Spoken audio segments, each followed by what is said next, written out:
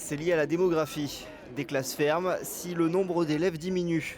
En Sarthe, ils seront 801 en moins dans le premier degré à la rentrée prochaine selon les estimations.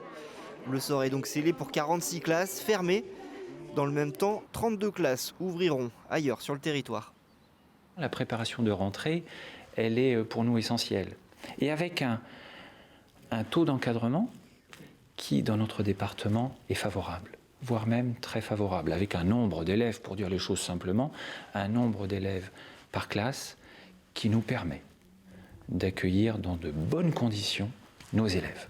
Et ce, même pendant cette période alors de crise ? Alors avec une période de crise sanitaire qui est bien singulière.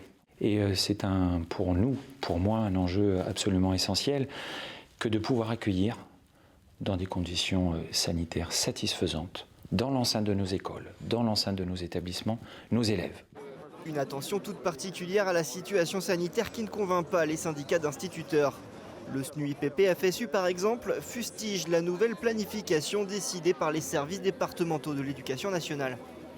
En pleine période de pandémie, ça nous semble vraiment problématique que d'aller fragiliser notamment une trentaine d'écoles rurales, de petites écoles, où on n'a pas besoin de ça en ce moment. Alors on ne conteste pas la baisse du nombre d'élèves en Sarthe, mais ce qu'on dit c'est que ça devrait être l'occasion d'améliorer les conditions d'accueil des élèves.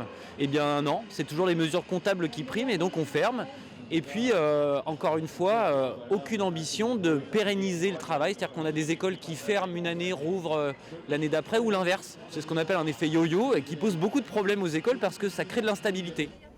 La carte scolaire 2022 pourrait devenir définitive la semaine prochaine. Des ajustements seront ensuite effectués au mois de juin et en septembre à la rentrée.